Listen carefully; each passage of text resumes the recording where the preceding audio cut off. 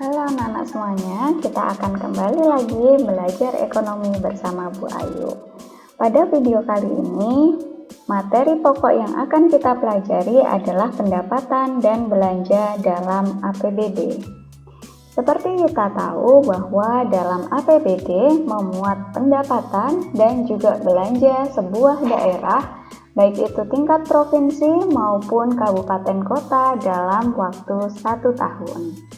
Sumber-sumber penerimaan atau pendapatan dalam APBD terbagi menjadi 3 kelompok.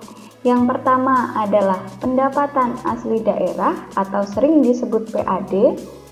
Pendapatan ini merupakan pendapatan yang dipungut berdasarkan peraturan daerah sesuai dengan peraturan perundang-undangan yang berlaku.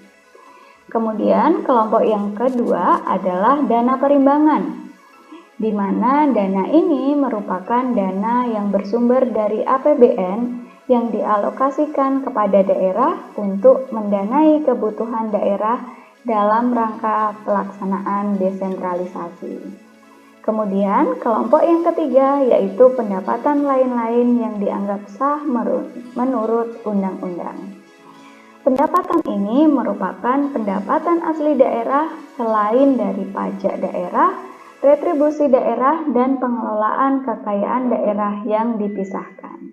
Kita akan bahas satu persatu dimulai dari pendapatan asli daerah.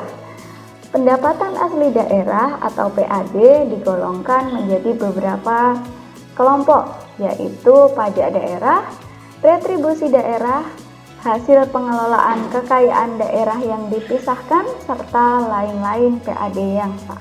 Pajak daerah sendiri merupakan kontribusi wajib dari pribadi atau badan. Jadi, secara individu kita juga bisa berkontribusi dalam pajak daerah, maupun apabila anak-anak nantinya memiliki perusahaan atau usaha di lingkup sebuah daerah, maka kita juga bisa menjadi bagian dari wajib pajak daerah.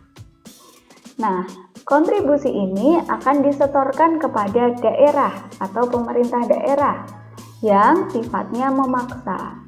Kenapa memaksa? Karena ada undang-undang yang mengatur. Bahkan kalau ada keterlambatan, kita bisa dikenakan denda. Pembayaran pajak ini tidak mendapatkan imbal jasa atau balas jasa secara langsung. Tetapi pembayaran yang kita lakukan akan digunakan untuk keperluan daerah dan tentunya sebesar-besarnya kemakmuran rakyat. Pengelompokan pajak daerah dikelompokkan menjadi 2 anak-anak, yaitu pajak yang masuk ke pemerintah provinsi dan pajak yang masuk ke pemerintah kota atau kabupaten. Beberapa pajak yang masuk dalam pemerintah provinsi adalah pajak kendaraan bermotor, bea balik nama kendaraan bermotor, pajak bahan bakar kendaraan bermotor, pajak air permukaan, dan pajak rokok. Sedangkan pajak yang masuk ke kota atau kabupaten adalah pajak hotel, restoran, hiburan, reklame atau iklan dan baliho yang tertempel di pinggir jalan, serta ada juga pajak air tanah, pajak penerangan jalan, pajak sarang burung walet, BPHTB, dan pajak-pajak lain yang selengkapnya dapat anak-anak baca dalam Undang-Undang Nomor 29 Tahun 2009 tentang pajak daerah dan retribusi daerah. Yang berikutnya adalah retribusi daerah. Retribusi daerah sendiri merupakan pungutan daerah sebagai pembayaran atas jasa atau pemberian izin tertentu yang khusus disediakan dan atau diberikan oleh pemerintah daerah untuk kepentingan orang pribadi atau badan. Contohnya, mungkin dari orang tua anak-anak ada yang berjualan di pasar. Ketika seseorang berjualan di pasar, maka ada pungutan yang kita sebut sebagai retribusi pelayanan pasar. Atau ada dari anak-anak yang pernah sakit kemudian periksa ke puskesmas. Pembayaran tersebut juga masuk ke dalam pelayanan kesehatan. Kemudian atau mungkin dari anak-anak ada yang pernah jalan ke suatu tempat kemudian memarkirkan kendaraan di tepi jalan dan dipungut uang parkir. Nah, uang parkir yang anak-anak bayarkan ini merupakan bagian dari retribusi daerah. Dan yang berikutnya adalah pemakaman yang mungkin juga anak-anak pernah lihat. Hasil pengelolaan kekayaan daerah yang dipisahkan merupakan bentuk penerimaan daerah atas hasil penyertaan modal daerah. Setiap daerah biasanya memiliki BUMD atau Badan Usaha Milik Daerah, di mana pemerintah daerah turut berkontribusi dalam pemberian modalnya. Di Jakarta sendiri yang termasuk BUMD adalah Bank DKI, kemudian PD Pasar Jaya, kemudian beberapa BUMD lainnya yang bisa anak-anak lihat dalam website Pemprov DKI. Yang berikutnya adalah lain-lain PAD yang sah. Lain-lain PAD yang sah merupakan pendapatan asli daerah selain dari pajak daerah, retribusi daerah, dan pengelolaan kekayaan daerah yang dipisahkan. Contohnya apa saja? Contohnya hasil penjualan kekayaan daerah yang tidak dipisahkan. Kemudian hasil pemanfaatan atau pendayagunaan kekayaan daerah yang tidak dipisahkan. Jasa giro, pendapatan dari bunga yang dimiliki oleh pemerintah daerah. Tuntutan ganti rugi, keuntungan selisih nilai tukar rupiah terhadap mata uang asing, serta komisi, potongan, ataupun bentuk lain dari penjualan dan atau pengadaan barang dan jasa oleh daerah. Yang berikutnya yaitu dana perimbangan. Dana perimbangan sendiri merupakan dana dari APBN yang dialokasikan kepada daerah atau otonomi untuk mendanai kebutuhan daerah dalam rangka pelaksanaan desentralisasi. Dana perimbangan dikelompokkan menjadi DAU, dana alokasi umum, DAK, dana alokasi khusus, dan DBH atau dana bagi hasil. Dana alokasi umum sendiri merupakan dana dari APBN yang dialokasikan dengan tujuan pemerataan kemampuan keuangan antar daerah untuk mendanai kebutuhan daerah dalam rangka pelaksanaan desentralisasi. Sedangkan DAK atau dana alokasi khusus merupakan dana dari APBN yang dialokasikan kepada daerah tertentu. Daerah tertentu bermakna bahwa tidak semua daerah mendapatkan dana ini. Tujuannya apa? Yaitu untuk membantu mendanai kegiatan khusus yang merupakan urusan daerah dan sesuai dengan prioritas nasional. Contoh daerah yang mendapatkan dana ini adalah daerah khusus Ibu Kota Jakarta, daerah istimewa Yogyakarta, dan Papua. Kemudian yang terakhir ada DBH atau dana bagi hasil. Dana ini merupakan dana APBN yang dialokasikan kepada daerah berdasarkan persentase tertentu untuk mendanai kebutuhan daerah dalam rangka pelaksanaan desentralisasi.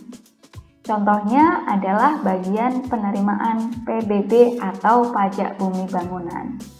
Seperti yang berulang kali Bu Ayu sampaikan bahwa pajak bumi bangunan menjadi milik pemerintah pusat dan pemerintah daerah. Bagian dari penerimaan pajak bumi bangunan akan disetorkan melalui dana bagi hasil kepada daerah-daerah. Kemudian yang berikutnya adalah alokasi pengeluaran atau belanja APBD. Uang yang diterima yang kita bahas tadi akan dipakai untuk apa saja sih?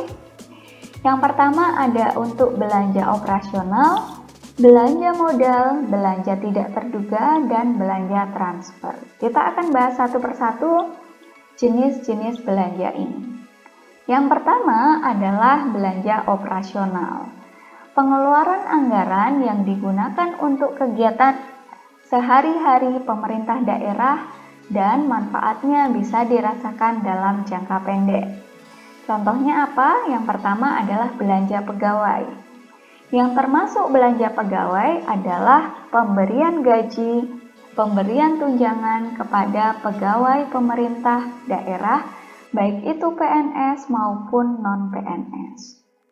Kemudian yang lain adalah belanja barang dan jasa yang digunakan untuk keperluan operasional pemerintah daerah, serta belanja subsidi, baik itu subsidi untuk pangan, untuk pendidikan maupun subsidi lain tergantung dari kebijakan pemerintah daerah. Belanja yang berikutnya adalah belanja modal. Belanja modal merupakan pengeluaran anggaran untuk memperoleh aset tetap dan aset lainnya yang memberi manfaat lebih dari satu periode akuntansi. Jadi tentunya belanja modal ini manfaatnya bisa dirasakan dalam jangka panjang. Contohnya pembelian tanah, pembelian peralatan atau mesin, pembangunan gedung, jalan raya, maupun saluran irigasi. Pembelian dan pembangunan ini tentu manfaatnya bisa dirasakan masyarakat dalam jangka panjang. Yang berikutnya adalah belanja tidak terduga, di mana ini merupakan pengeluaran anggaran atas beban APBD untuk keperluan darurat.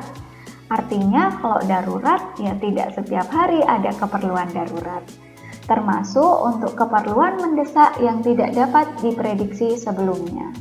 Contohnya dana bantuan ketika terjadi bencana, baik itu bencana alam maupun bencana yang lainnya, seperti banjir, kebakaran, maupun yang lainnya.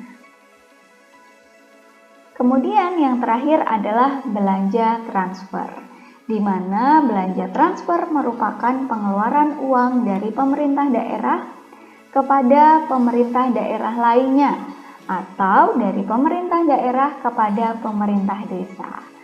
Terima kasih anak-anak, sekian pemaparan dari Bu Ayu mengenai materi penerimaan dan pengeluaran dalam APBD. Jangan berhenti ketika kalian lelah, tetapi berhentilah ketika kalian selesai. Jadi, Bu Ayu harap ketika anak-anak mengerjakan segala sesuatu, baik itu belajar, mengerjakan tugas maupun yang lainnya, maka selesaikanlah tepat waktu. Demikian video dari Ibu, sampai bertemu di video berikutnya. Terima kasih. Bye.